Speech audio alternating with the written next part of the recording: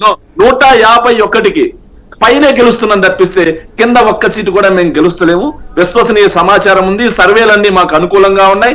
Intelligence ఇచ్చిన సర్వేలో కూడా మేము 151కి పైగా గెలుస్తున్నామని చెప్పి స్పష్టంగా. అదే సార్ నాకు అర్థం కాలేదు, ఇంటెలిజెన్స్ డిపార్ట్మెంట్ అంటే వాళ్ళ బాసులకి ఇవ్వాలి కానీ అదేందో వైసీపీకి తెలుగుదేశానికి ఇచ్చేస్తుంటాయి సార్. ఒక్కటి సార్, ఇంటెలిజెన్స్ సర్వే అనేది ఖచ్చితంగా తెలుస్తుంది సార్. ప్రభుత్వంలో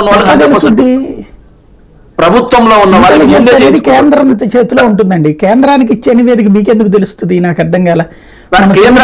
ఫోకస్ చేశారు, మీరు ఫోకస్ రాష్ట్రానికి స్పెషల్ బ్రాంచ్ వాళ్ళు ఉంటారు. అదే సార్ ఇంటెలిజెన్స్ స్పెషల్ బ్రాంచ్ నేను చెప్తున్నాను. స్పెషల్ బ్రాంచ్ వాళ్ళు ఏముంది, మీరు గెలుస్తారని కాకపోతే ఓడతారని ఇస్తారు.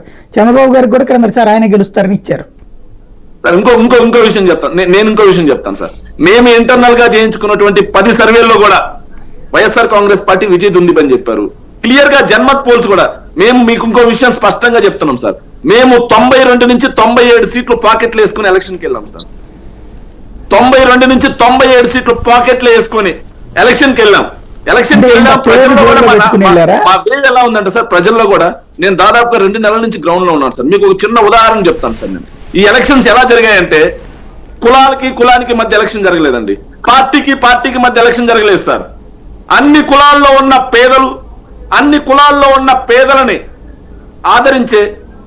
ఆదరించే వ్యక్తులందరూ ఒక పక్క, పెత్తందారీలు ఒక పక్క అన్నట్టుగా ఈ ఎలక్షన్ జరిగింది.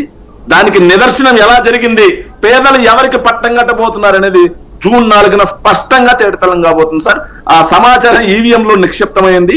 జూన్ 4 సాయంత్రానికి 3 గంటల లోపల 2-3 లోపల అందరికి కళ్ళు బయలు గమ్మే రిజల్ట్ రాబోతున్నాయి సార్. రైట్, అది మీకా వాళ్ళకి అనేది తర్వాత 100% ప్రతిపక్షాలకు కళ్ళు బయలు గమ్మబోతున్నాయి సార్. రైట్.